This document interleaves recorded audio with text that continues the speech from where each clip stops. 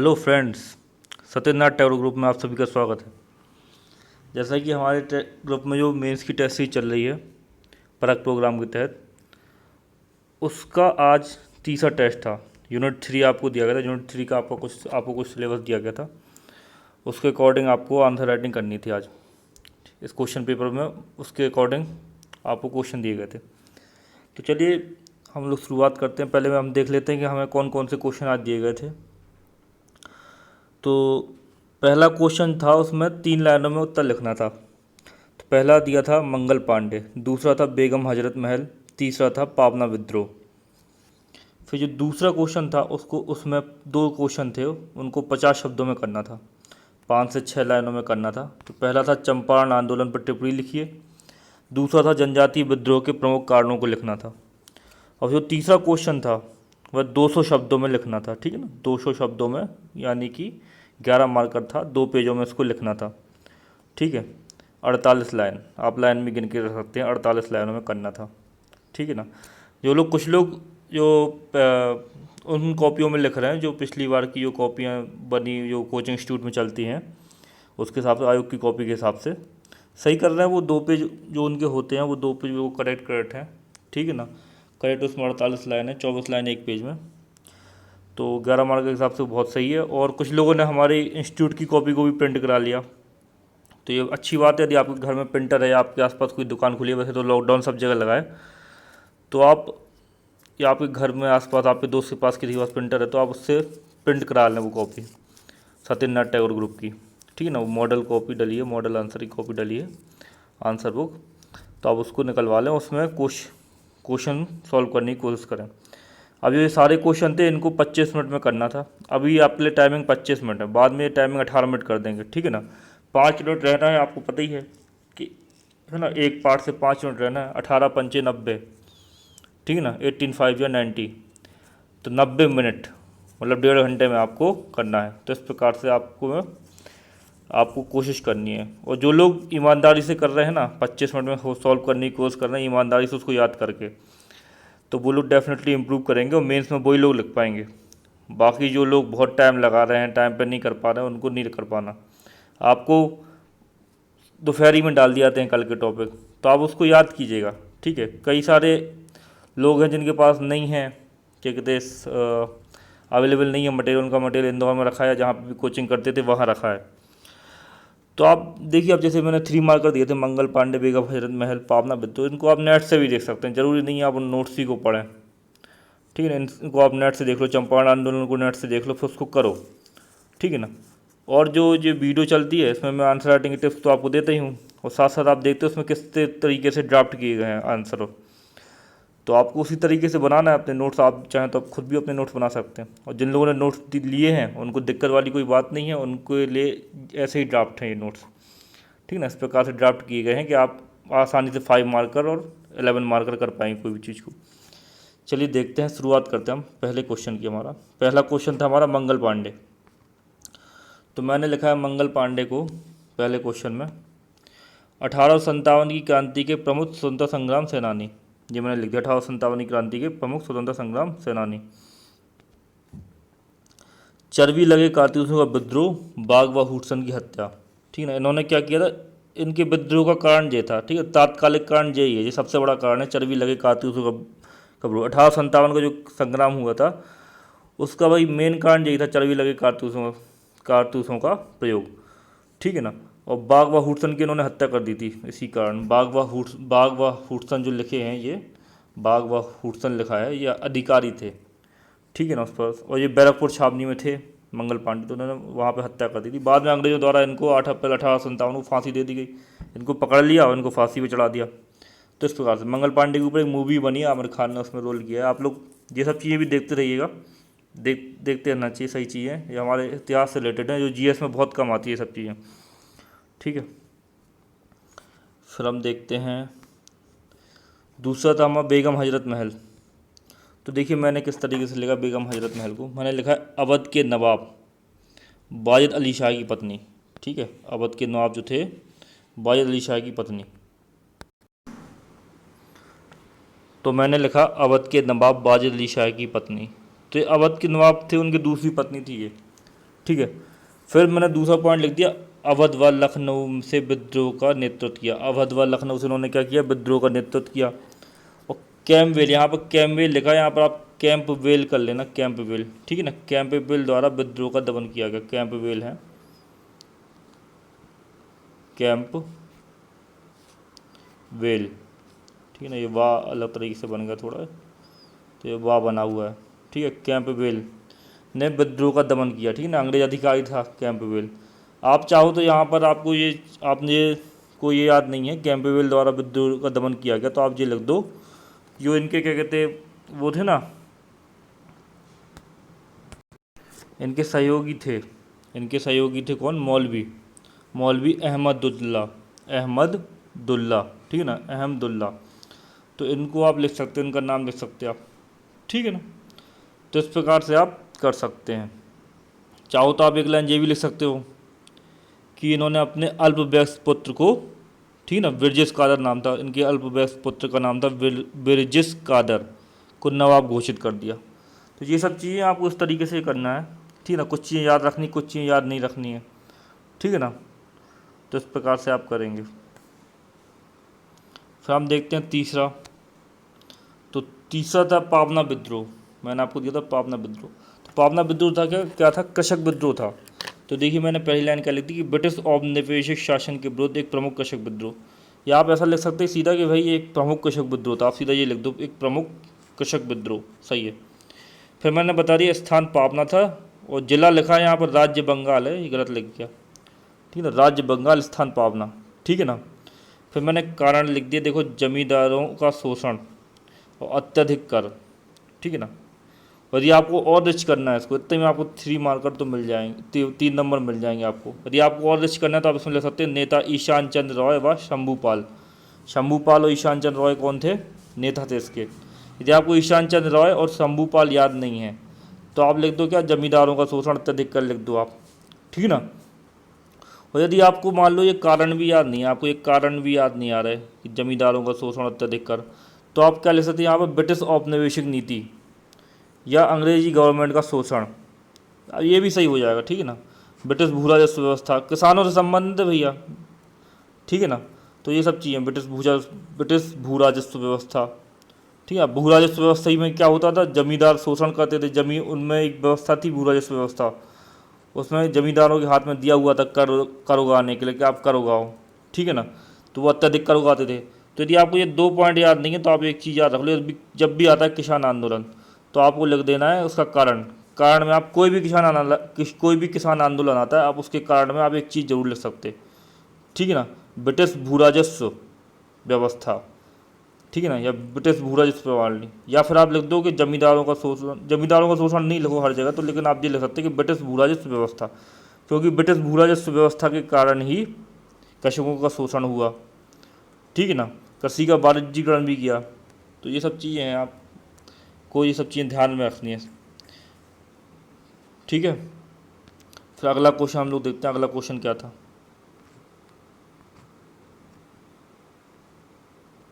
चंपारण आंदोलन दिया था, चंपारण आंदोलन को आपको लिखना था।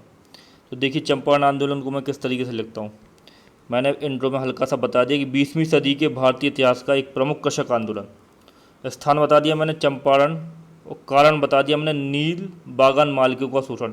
जो नील की खेती होती थी चंपारण बिहार में, इस एरिया में, तो यहाँ जो नील बागान मालिक थे वो से अंग्रेज थे ज़्यादातर, ठीक है ना। अंग्रेजों के अंडर में कुछ हिंदू जमींदार, ठीक है ना, या स्थानीय जमींदार जो थे, भारतीय जमींदार थे वो भी थे। तो 20वीं सदी के भारतीय इतिहास का एक प्रमुख कृषक आंदोलन था ये, ठीक। कारण नील बागान मालिकों का शोषण। अब नील बागान मालिकों का शोषण मैंने कारण बता दिया, ये देखो।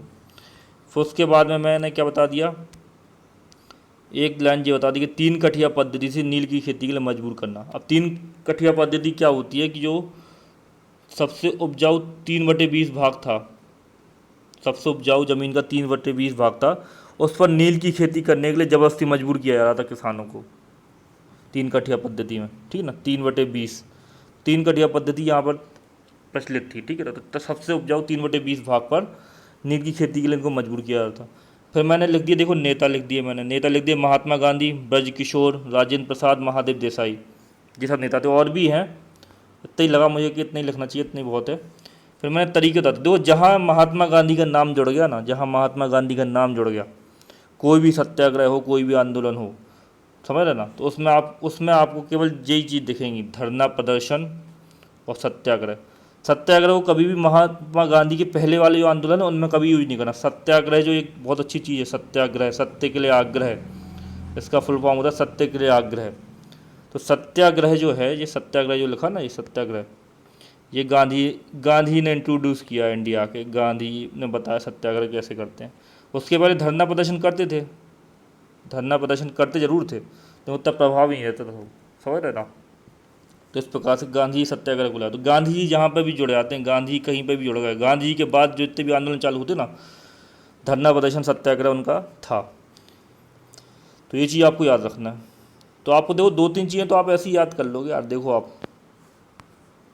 ठीक है ना। आपको पहली बात तो चंपारण आंदोलन पता होना चाहिए, चंपारण बिहार में हुआ था, ठीक है ना। कृषक आंदोलन था, इतना तो पता ही होना चाहिए, कृषक आंदोलन तो आप पढ़ेंगे ही। कारण नील बगान मालिकों का शोषण, 3 कटिया पद्धति से नीली खेती के लिए मजबूर करना।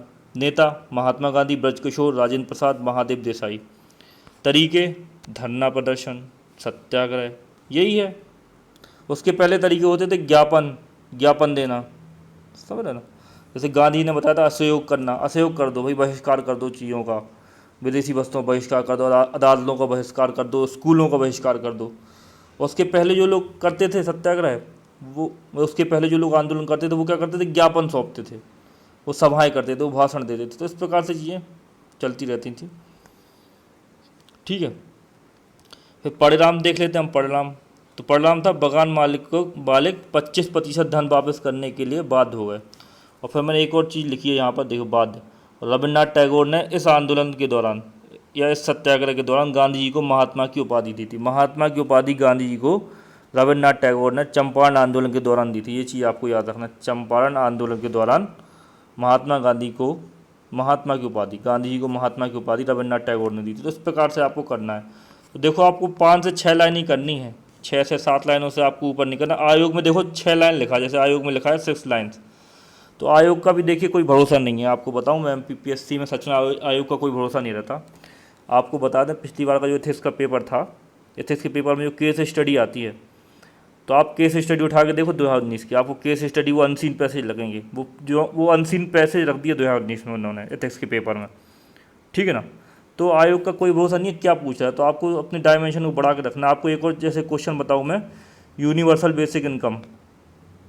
यूनिवर्सल बेसिक इनकम का मुद्दा आजकल बहुत चल रहा है। अभी बंगाल चुनाव हुए हाल ही में, ममता बनर्जी ने भी यूनिवर्सल बेसिक इनकम के लिए बोला था कि भाई यूनिवर्सल बेसिक इनकम हम लागू करेंगे बंगाल में।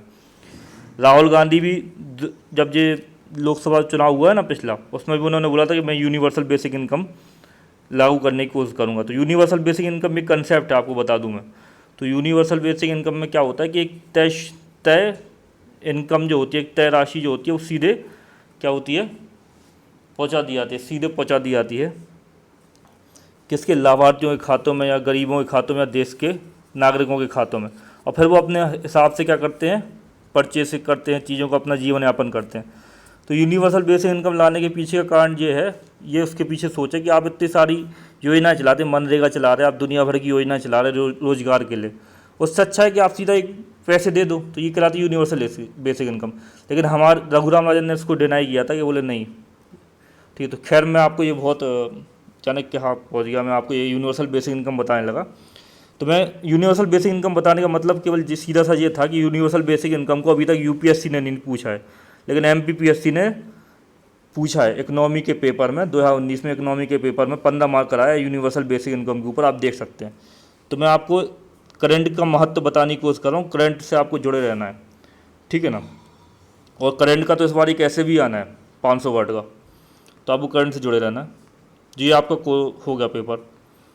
यूनिवर्सल बेसिक इनकम मैं किसी और दिन अच्छे से समझा दूंगा, अभी नहीं तो हम सब्जेक्ट से बाहर चले जाएंगे। अभी हम लोग मॉडल आंसर कर रहे हैं। फिर हम देखते हैं दूसरा क्वेश्चन। तो जनजाति विद्रोह के प्रमुख कारण लिखने थे। जनजाति विद्रोह जो था उसके प्रमुख कारण लिख दिए। बहुत सारे कारण थे जनजाति विद्रोह के। आप चाहो तो आर्थिक कारण इतने सारे हैं, आर्थिक कारण इतने सारे आप लिख सकते हैं आर्थिक कारणों को। तो मैंने इनको क्या कर दिया, डिवाइड कर दिया। आप जो वहाँ पे आप ऐसा चार्ट बनाने की कोशिश करेंगे, ये चार्ट है ना, ये चार्ट बना के आप इतना लिख दोगे, आप इतना बहुत है, पर्याप्त है इतना। तो आप देखो आर्थिक कारण में मैंने लिख दिया वन संपदा के उपयोग पर प्रतिबंध, झूम कशी पर पाबंदी, चावल की शराब, अफीम पर कर। तो ये वन संपदा का उपयोग पर प्रतिबंध लगा दिया। अब ये अंग्रेज वनों में भी घुस गए। अब वहाँ पे आदिवासी रहते थे, वो बोले भाई ये कौन है। अब ये हमसे कह रहे हैं कि लकड़ी मत तोड़ो, ये हमसे कह रहे वन संपदा इकट्ठी मत करो, ये हमसे कह रहे भाई यहाँ पे पेड़ नहीं काटो। तो आदिवासियों का दिमाग खराब हो गया, बोले हम तो इतने सालों से रह रहे हैं, हम तो सबसे पहले से रह रहे हैं यहाँ पे वनों में, ये कल से अंग्रेज आए और ये हमसे ऐसा बोलने लगे। तो ये विद्रोह का एक कारण है। झूम कृषि, झूम कृषि आप जानते हो कि क्या करते थे आदिवासी लोग, झूम कृषि अभी भी करते हैं। झूम कृषि में क्या होता कि एक एरिया के पेड़ों को काट दिया जाता है, ठीक है ना, वहाँ पे खेती की जाती है, फिर उसके बाद में, ठीक है ना, फिर दूसरी जगह के पेड़ों को काटते हैं, वहाँ पे खेती करते हैं। तो जो फसलों का जो बचा कुचा जो रहता है ना, अवशिष्ट रहता है, उनको जला देते हैं वहीं पे। तो उसको बोलते हैं झूम कृषि, ठीक है ना। अलग अलग क्षेत्रों में झूम कृषि अलग अलग नामों से जानी जाती है, अलग अलग केसों। तो ये झूम कृषि है। फिर हम देखते हैं चावल की शराब, चावल से शराब बनती थी, तो उस पर इन लोगों ने पाबंदी लगा दी, कल लगा दिया उस पर। अफीम पर कल लगा दिया, अफीम का उपयोग करती थी वह जनजाति। आपने सुना होगा छिंदवाड़ा में एक जनजाति है, पातालकोट है छिंदवाड़ा में, ठीक है ना। तो वहाँ पे जनजाति वो आज भी ये सब चीज़ें, अब तो खैर काफ़ी सुधर गए हैं। पहले जो रहता था, पहले लोग बताते थे कि भाई शराब पीना उनका वो था, महुए से शराब बनाते थे। तो कई जगह चावल से भी शराब बनती है, ठीक है ना। तो इस प्रकार से फिर हम देखते हैं राजनीतिक कारण। आदिवासी इलाके में पुलिस थाने, भैया आदिवासी इलाके में पुलिस चौकी उनने कर दी, ठीक है। फिर नवीन कानून लगा दिए, नवीन कानून ले आए, राजनीतिक कारण हो गया। कानून, भैया वनों में कानून होने लगे कि भाई यहाँ पे आप वो ना चढ़ाओ, जैसे अभी होता है ना राष्ट्रीय उद्यान है, वन अभ्यारण्य है, इसी प्रकार से कि भाई ये इधर पे आप ये नहीं करो, इधर पे आप वो नहीं करो। तो ये सब चीज़ें हैं। और उसमें भी उन्होंने केवल ये किया, उनका कोई मतलब ये नहीं था कि संरक्षण करना उन्हें तो हमारे देश की वन संपदा का भी दोहन करना था। उनको चंदन के वृक्ष चाहिए थे, उनको जितनी अच्छी अमूल्य चीज़ें थी उनको, क्योंकि उसकी वैल्यू पता थी, हम लोगों को पता नहीं थी। और कच्चा माल उनको चाहिए था, इंग्लैंड में जो उद्योग थे उसके लिए, तो यहाँ से कच्चा माल ले आते थे वो। तो ये जिस प्रकार की चीज़ें हैं। फिर देखो सामाजिक कारण भी था, परंपरागत प्रथाओं पर रोक लगा दी, नरबली प्रथा पर रोक लगा दी। नरबली प्रथा थी, कई जनजातियों में प्रसिद्ध है नर की बलि देने की प्रथा, बलि देने की प्रथा, तो उस पर भी उन्होंने रोक लगा दी। तो इनको लगा भाई सामाजिक कारण में, इनको लगा कि यार ये लोग तो बहुत गलत कर रहे हैं, दिमाग खराब कर रहे हैं। तो इस प्रकार से उनकी लड़ाई हो गई। यार विद्रोह के ये प्रमुख कारण रहा, मैं आपको ऐसे शुद्ध भाषा में बोल रहा हूँ, विद्रोह का प्रमुख कारण रहा ये जनजाति विद्रोह का। फिर देखते हैं धार्मिक कारण। हम ईसाई मिशनरियों द्वारा धर्म परिवर्तन, देखो ईसाई मिशनरियाँ भी लग गई, अभी भी लगी हुई हैं। कई जगह पर हमें धर्म परिवर्तन की घटना देखने को मिलती है अपने यहाँ पर इंडिया में। कुछ लोग स्वेच्छा से करते थे, स्वेच्छा से धर्म परिवर्तन करना, किसी धर्म से दूसरे धर्म में जाना कोई गलत बात नहीं है, लेकिन अब आप किसी को बहला फुसला के करो वो चीज़। ईसाई मिशनरियों का काम यही रहता था उस समय पे। इस समय पे भी कई जगह हमें घटनाएं देखने को मिलती है, कई लोग खुद से कर लेते हैं, अच्छी बात है, जिसको जो उनका धर्म मानना हो, ठीक है। अपने को न्यूट्रल रहना, अपने को वैसा कुछ नहीं सोचना है ना बोलना है। तो ईसाई मिशनरियों द्वारा धर्म परिवर्तन किया जाता था, ठीक है ना। तो ये भी एक प्रमुख कारण था उनका, ठीक। अब हम देखते हैं प्रश्न क्रमांक 3। मैंने आपको दिया था 1857 का विद्रोह के प्रमुख कारणों को लिखना। देखिए 1857 के विद्रोह के प्रमुख कारण के बहुत सारे कारण हैं, तो इनको दो भागों में बांट दिया गया। तो सबसे पहले मैंने इसका इंट्रो लिखा, तो आपको मैं इंट्रो पढ़ के बताता हूँ। तो मैंने लिखा 1857 के विद्रोह भारतीय इतिहास की एक युगांतकारी घटना है।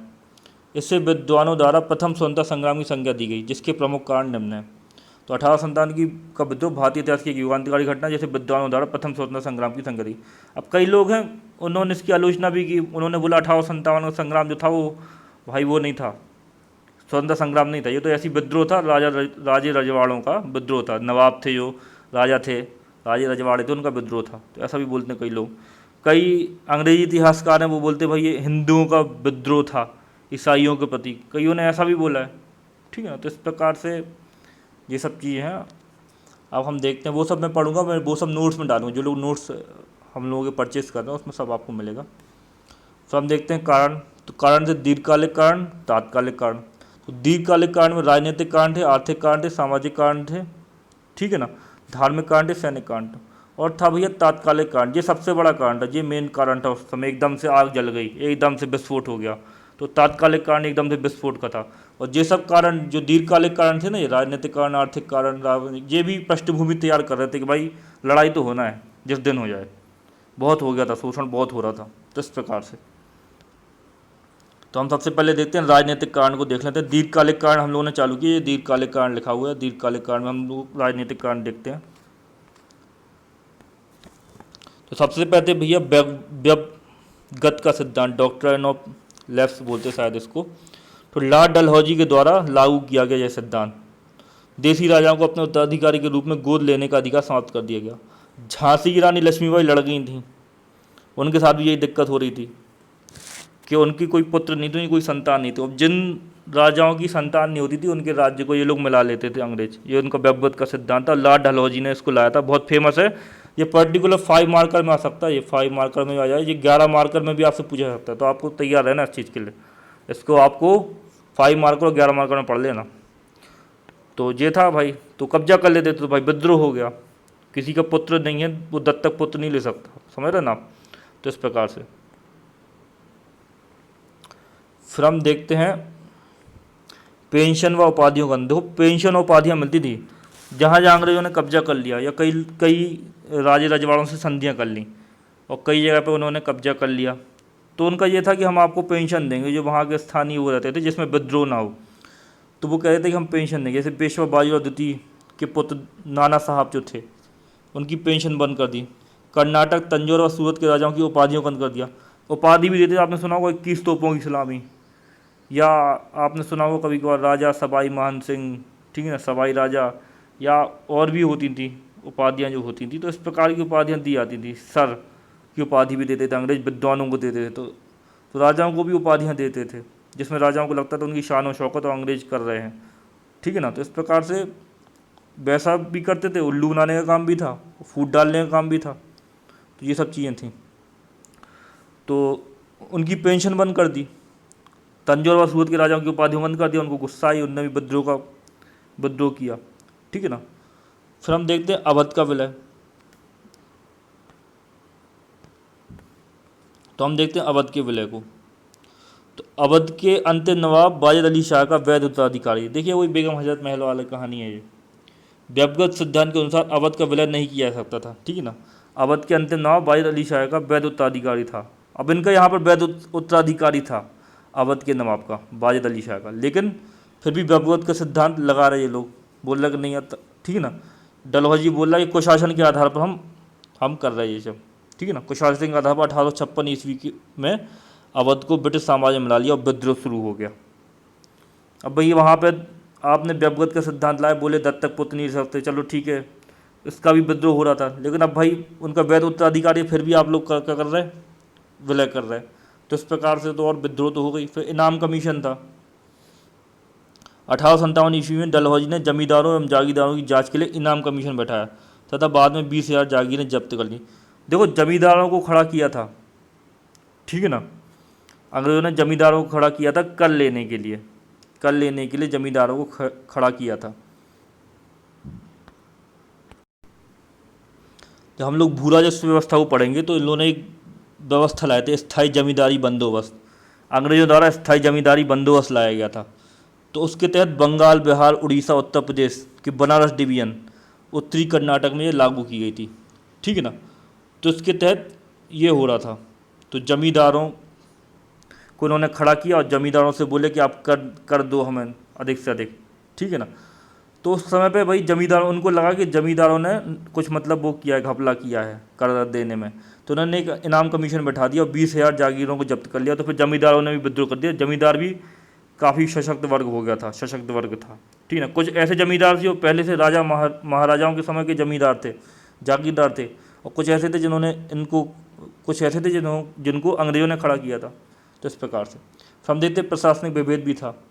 अगली हेडिंग हमारी प्रशासनिक विभेद। भारतीय प्रशासनिक अधिकारियों के साथ साथ भेदभाव किया गया। परिणाम स्वरूप जनता एवं ब्रिटिश सेवाओं में नियुक्ति भारतीयों में असंतोष था। तो भारतीय प्रशासनिक अधिकारियों के साथ भेदभाव किया जाता था। उनको अच्छे वो नहीं दिए जाते थे, अच्छे कार्य नहीं दिए जाते थे, उनको शक्तिशाली पावर कम दी जाती थी, ठीक है ना। आपने एक वो सुना होगा, एक कानून आया था, उसके तहत जो थे भारतीय जो न्यायाधीश होते थे वो यूरोपियों का वो नहीं सुन सकते थे, मुकदमा नहीं सुन सकते, तो इस प्रकार का भेदभाव किया जाता था। तो ये भी था। तो भाई ये प्रशासनिक लोग भी, जो प्रशासनिक अधिकारी थे, उनमें भी असंतोष था। तो हम देखते हैं आर्थिक कारण। तो ब्रिटिश भू राजस्व नीति, ब्रिटिश भू राजस्व नीति में हमें जमींदारी बंदोबस्त ये सब चीज़ें पढ़ना है, ठीक है ना। तो कसकों के शोषण को प्रोत्साहन दिया। देखो मैंने आपको पहले ही बताया था ऊपर, कसक आंदोलन जब भी आता है तो आप ये लाइन लिख सकते ब्रिटिश भू राजस्व नीति कारण में। तो ब्रिटिश भू राजस्व नीति ही थी। फिर हम देखते हैं ब्रिटिश औद्योगिक नीति। ब्रिटिश औद्योगिक नीति के अंतर्गत भारत में हस्तशिल्प उद्योगों का पतन किया। अब ब्रिटिश औद्योगिक नीति जो थी, हस्तशिल्प उद्योग का धीरे धीरे पतन करते हैं ये लोग, अपना इंग्लैंड का माल लाते हैं और इनको क्या करते हैं, बाध्य करते हैं। जो आपके शिल्पी वर्ग रहता है उनको बाध्य करते हैं, शिल्पी वर्ग बेरोजगार हो जाता है। जब हम देखेंगे ना औद्योगिक नीति को देखेंगे, ब्रिटिश औद्योगिक नीति, और हस्तशिल्प का पतन देखेंगे भारत में, तो हम देखेंगे, ठीक है ना। तो ब्रिटिश शासन का भारतीय अर्थव्यवस्था एवं समाज पर प्रभाव जो हेडिंग है, उसके तहत हमें ये सब चीज़ें पढ़ना है। तो अभी इनको नहीं करते, बहुत लंबा खिंच जाएगा लेक्चर। फिर हम देखते हैं सामाजिक कारण। सती प्रथा का अंत कर दिया। देखो सती प्रथा का अंत करना बहुत अच्छी बात थी, ठीक है ना। लॉर्ड विलियम बेंटिक ने सती प्रथा का अंत कर दिया था। शायद सही बोल रहा हूँ तो राजा राम मोहन राय थे, उनके प्रयासों से कर दिया था, या दयानंद सरस्वती, मुझे करेक्ट ध्यान नहीं आ रहा। तो लॉर्ड विलियम बेंटिक ने राजा राम मोहन राय के प्रयासों से सती प्रथा का अंत कर दिया था। तो ये अच्छी चीज़ कर दी थी 1829 में, ठीक है ना। जबरदस्ती औरतों को बैठाया जा रहा था चिता पे उनके पति के साथ में कि भाई नहीं तुम सती हो। तो इस प्रकार की चीज़ें थी। ज़्यादातर औरतें भाग जाती थीं, वो चली जाती थी ज़्यादातर, और वो मतलब फिर वो गलत कामों में, अनैतिक कार्यों में भी संलग्न हो जाती थी। इसी कारण समाज उनको बहिष्कृत करता था। फिर बाद में ईश्वरचंद्र विद्यासागर आए, उन्होंने भैया जो था विधवा पुनर्विवाह अधिनियम भी पारित हुआ, विधवाओं का पुनर्विवाह हो जिसमें समाज का विघटन ना हो, स्त्रियों की दशा सुधरे, वो अनैतिक कार्यों में ना लगे। तो इस प्रकार की चीज़ें चल रही थी। तो सती प्रथा का अंत करना एक अच्छी बात थी। लेकिन जो भारत का रूढ़िवादी जनता थी, जो रूढ़िवादी जनता थी, वो धार्मिक, समझ रहे ना आप, जिनके अंदर धर्म घुसा था, वो समझते थे कि सती प्रथा हमारे देश की प्रथा है या हमारे धर्म की प्रथा है, इसको कैसे बंद कर दिया। तो रूढ़िवादी जो जनता थी उनका विरोध था ये, तो वो भी एक कारण है। फिर विधवा विवाह को प्रोत्साहन। विधवा विवाह को जो 1856 ईस्वी में हिंदू पुनर्विवाह अधिनियम पारित कर विधवा विवाह को वैध बना दिया गया।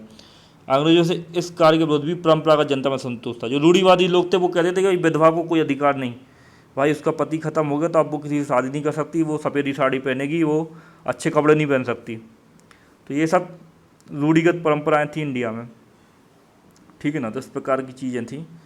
तो इसका भी विरोध था। भाई जो रूढ़िवादी लोग हैं वो विरोध करेंगे, आज भी करते हैं धर्म के नाम पर लोग विरोध। कोई भी धर्म हो, चाहे हिंदू हो, चाहे मुस्लिम हो, सिख हो, ईसाई हो, आज भी होता है, ठीक है। धर्म के ऊपर इतनी लड़ाई हो रही, देख लो आप आजकल चल रहा वो इजराइल और गाजा पट्टी, है ना, फिलिस्तीनियों के बीच में, इजराइल के बीच में इतनी लड़ाई चल रही। रॉकेट 500 रॉकेट एक दूर ऊपर दाग रहे हैं, आप लोग न्यूज़ देखते हो तो मुझे पता नहीं। तो धर्म के ऊपर तो लड़ाई चल ही रही है। धर्म का मतलब ये नहीं था कि भाई लड़ाई करो आपस में। फिर देखते हैं नस्ल के आधार पर भेदभाव। ब्रिटिश अधिकारियों द्वारा भारतीयों को अयोग्य, अक्षम व निम्न दर्जा की माना जाता था, ठीक है। इस प्रकार के नस्ली भेदभाव में जनता को असंतोष को जन्म दिया। भाई उनको अयोग्य समझा जाता था, भारतीय तो अयोग्य, इनके बस का नहीं है। अक्षम बोलते थे, निम्न दर्जे का बोलते थे। भाई उस समय पे ठेठा ईटा चलते थे, आप लोग मूवी देखते हो तो भाई अलग से पंक्ति बनी रहती थी, अलग से बैठने की व्यवस्था रहती थी। कौन, किनकी? हिंदुस्तानियों की। हिंदुस्तानियों में वो जो सामान्य मध्यम वर्ग था उनका था ये। राजा महाराजा थे वो तो, उनको तो भाई चलो इतना सौभाग्य मिल जाता था कि अंग्रेजों के बगल में बैठे, वो अपना सौभाग्य समझ लेते थे। तो इस प्रकार की चीज़ें थी ये। फिर हम देखते हैं धार्मिक कारण। तो ईसाई मिशनरियों द्वारा धर्मांतरण भी होता था। ईसाई मिशनरियों द्वारा भारतीय जनता को जबरन ईसाई धर्म में धर्मांतरित किया जा रहा था तथा ऐसे धर्मांतरण को अंग्रेज सरकार का भी समर्थन प्राप्त था। इस कारण जनता में असंतोष, कई जगह पे ऐसा हो रहा था, भाई धर्मांतरण किया जा रहा था। अब जैसे आप पिक्चर देखते हो या मूवी देखते हो या सीरियल देखते हो तो बताया जाता है, जैसे हिंदू समाज की या मुस्लिम समाज की या भारतीय समाज बोल दो, कोई स्त्री है उसका आप समाज बहिष्कार कर रहा है क्योंकि वो विधवा है, ठीक है। अब वो ईसाई मिशनरियों के संपर्क में आई मान लो, ठीक है ना। अब वो बोल रहा है कि नहीं हम आपको सम्मान देंगे, और उसकी शादी भी हो रही है, उसका घर बस रहा, तो भाई धर्म तो परिवर्तित कर लेगी ना वो। आप किसी का बहिष्कार करोगे अपने धर्म से तो वो धर्म परिवर्तित करेगा ना, धर्म के परिवर्तन करने की सोचेगा। तो इस प्रकार की चीज़ें हैं, इस प्रकार की चीज़ें होती थी। तो भाई फिर भी तो इस पर भी असंतोष था। कुछ लोगों को बहला फुसला कर, जो गरीब जनता थी उनको बहला फुसला करके भाई आप इस धर्म में परिवर्तित हो जाओ, तो आपको ये सम्मान मिलेगा, ये सब चीज़ें होंगी। तो ये सब होता था। धार्मिक अयोग्यता अधिनियम भी था।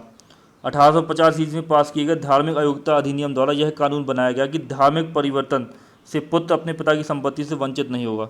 इस प्रकार के कानूनों से अंग्रेजों ने धर्मांतरण को प्रोत्साहन दिया, फलस्वरूप जनता में अफसोस। दो धार्मिक परिवर्तन का कानून लाया कि भाई यदि कोई धर्म परिवर्तन करता है तो वह अपने पिता की संपत्ति से क्या होगा, वंचित नहीं होगा। तो इस प्रकार का कानून भी था समय पर, ठीक है ना। तो हम देखते हैं भारतीय धर्म की आलोचना। अंग्रेजों द्वारा भारतीय धर्म में प्रचलित प्रथाओं और परंपराओं की हमेशा हंसी उड़ाई जाती थी, हमेशा हंसी उड़ाते थे, बोलते थे। कुछ उड़ाते थे, कुछ नहीं उड़ाते थे। कुछ तो इतने अच्छे हुए जिन्होंने काफ़ी अच्छी स्टडी की है कि भारतीय धर्म, भारतीय संस्कृति की, ठीक है ना। और कुछ होते थे वो करते थे ऐसा, हंसी उड़ाते थे, जिनको पता नहीं था। सिंधु सभ्यता के बारे में भी ऐसे ही मानक वो किए गए हैं। सिंधु सभ्यता, जितने भी अंग्रेज वो हैं इतिहासकार हैं या यूरोपियन इतिहासकार हैं, उन्होंने यही बोला और नहीं, सिंधु सभ्यता तो मेसोपोटामिया वालों ने बसा दिया आके, ठीक है ना। तो वो उनको पछता नहीं था कि भाई जिस जिस देश पे हम राज्य कर रहे हैं वो इतना, उसका कितना गौरवशाली इतिहास रहा हुआ क्या प्राचीन काल में, तो ये उनको पछता नहीं था। तो ये चीज़ें थी। फिर देखो सैनिक कारण देख लो जल्दी से। सैनिक कारण थे भेदभावपूर्ण व्यवहार था। भारतीय सिपाहियों के साथ वेतन पदोन्नति में भेदभाव किया जाता था। सेना में सूबेदार से ऊपर के पदों में भारतीयों को नियुक्त नहीं किया जाता, ठीक है ना, भेदभाव किया जाता था। और सूबेदार जो होता है ना, सूबेदार से ऊपर का पद भारतीयों को नहीं दिया जाता था। फिर देखते हैं धार्मिक मान्यताओं की मनाही। दूसरी हेडिंग देखते हैं, धार्मिक मान्यताओं की मनाही। हिंदुओं को तिलक लगाने, मुस्लिमों को दाढ़ी रखने तथा सिखों को पगड़ी पहनने से मना किया जाता था। ये किया, उन्होंने कोशिश की है, ये कोशिश की थी धार्मिक मान्यताओं। धर्म तो ऐसी चीज़ थी कि कोई भी सत्ता हो इंडिया में, चाहे वो अंग्रेज भी समझ गए थे कि यदि धर्म के साथ इंडिया में खिलवाड़ किया तो हमारा ज़्यादा दिन तक वो नहीं रहेगा, ठीक है ना, शासन नहीं रहेगा।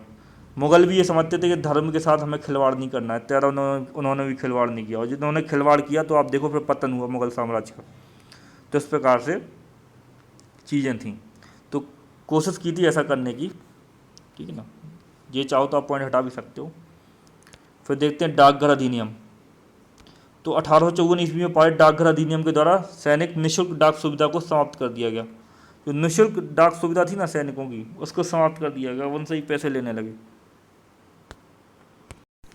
तो आपकी तरफ से लड़ेंगे भी, वो पैसे भी देंगे पत्राचार करने के लिए। फ़ोन तो होते नहीं थे उस ज़माने में।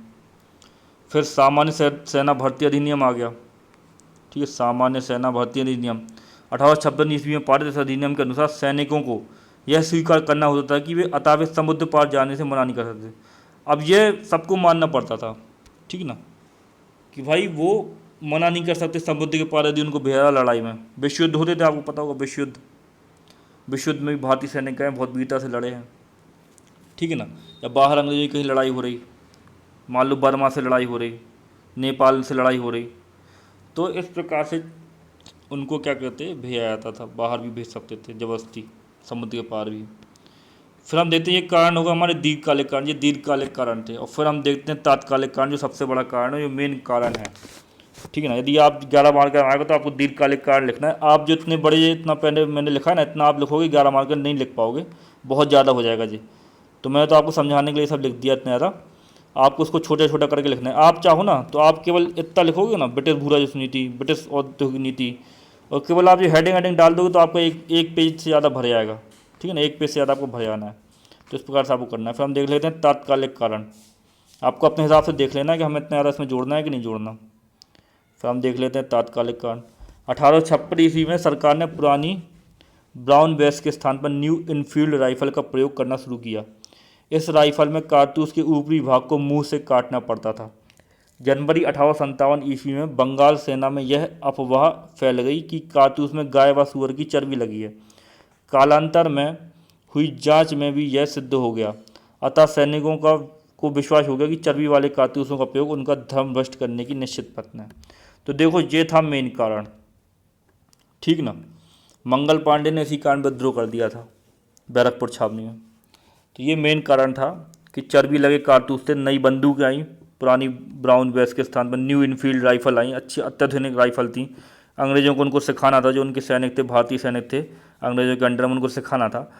अब लेकिन जब अफवाह फैल गई कि भाई राइफल में जो कारतूस हैं उसके ऊपरी भाग को मुंह से काटते हैं, उसमें गाय या सूअर की चर्बी लगी। अब गाय की चर्बी लगी तो हिंदू भड़क गया, भड़क गए हिंदू, गाय की चर्बी कैसे लगी, और कौन भड़क गया, सूअर की चर्बी से मुस्लिम भड़क गए, जो मुस्लिम सैनिक थे, भाई सूअर की चर्बी कैसे लगा दी आपने।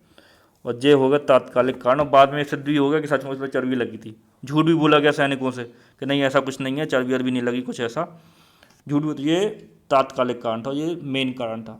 तो इस प्रकार से ये हमारे 1857 संग्राम का हो गया। आप चाहो तो हल्के एक छोटा सा निष्कर्ष भी ले सकते हो आप, कहता हम कह सकते हैं यहाँ पर आप निष्कर्ष डाल कर, हम कह सकते हैं 1857 का स्वतंत्रता संग्राम भारतीय इतिहास की एक महत्वपूर्ण घटना थी, जिसने भारतीयों को, ठीक है, एकता का पाठ पढ़ाया तथा उनमें राष्ट्रीयता की भावना को जागृत किया, या उन्होंने आने वाले आंदोलनों की पृष्ठभूमि तैयार की, या उसने आने वाले आंदोलनों की पृष्ठभूमि तैयार की। या फिर आप ऐसा भी ले सकते हैं निष्कर्ष को कि 1857 की क्रांति ने अंग्रेजों को क्या कर दिया, हिला कर रख दिया, अंग्रेजों को हिला कर रख दिया, तथा 1857 की क्रांति के पश्चात भारत में संवैधानिक विकास प्रारंभ हुआ। ठीक है ना, भारतीयों के लिए अच्छा करने की कोशिश की गई फिर ब्रिटिश द्वारा कि भाई फिर से विद्रोह ना कर दें ये लोग। तो संवैधानिक विकास हुआ, उसके बाद जो एक्ट आते हैं उसमें फिर भारतीयों को भी क्या हुआ, भारत का जो शासन है, भारत पर अंग्रेज शासन कर रहे थे, लेकिन भारत पर जो शासन अंग्रेज कर रहे थे उसमें भी भारतीयों को क्या जगह दी गई कि आप भी इसका हिस्सा बनो। ठीक है ना, तो इस प्रकार से जो संवैधानिक विकास में आपने पढ़ा होगा पॉलिटी में, तो ये एक्ट आए थे 1857 के बाद जो एक्ट आया था, तो इस प्रकार से ये सब चीज़ें थी, तो आप निष्कर्ष लिख सकते हैं। ठीक है ना, तो ये आपका समाप्त हो गया आज का पेपर। मैं आशा करता हूँ आपको अच्छा लगा होगा। कल फिर मिलते हैं नए लेक्चर के साथ में, जुड़े रहिए और सभी लोग दीजिएगा, सभी लोग टेस्ट दे, पूरी फुल स्ट्रेंथ अभी भी टेस्ट नहीं दे रही है। जुड़े तो उसमें 27 मेंबर हैं, 25 मेंबर जुड़े हुए हैं, लेकिन फिर भी वो फुल स्ट्रेंथ के साथ में नहीं दे रहे टेस्ट। तो आप सब लोग दें, पूरा टेस्ट दें और कोशिश करें 25 मिनट में देने की कोशिश करें। ठीक है, तो धन्यवाद आज के लिए।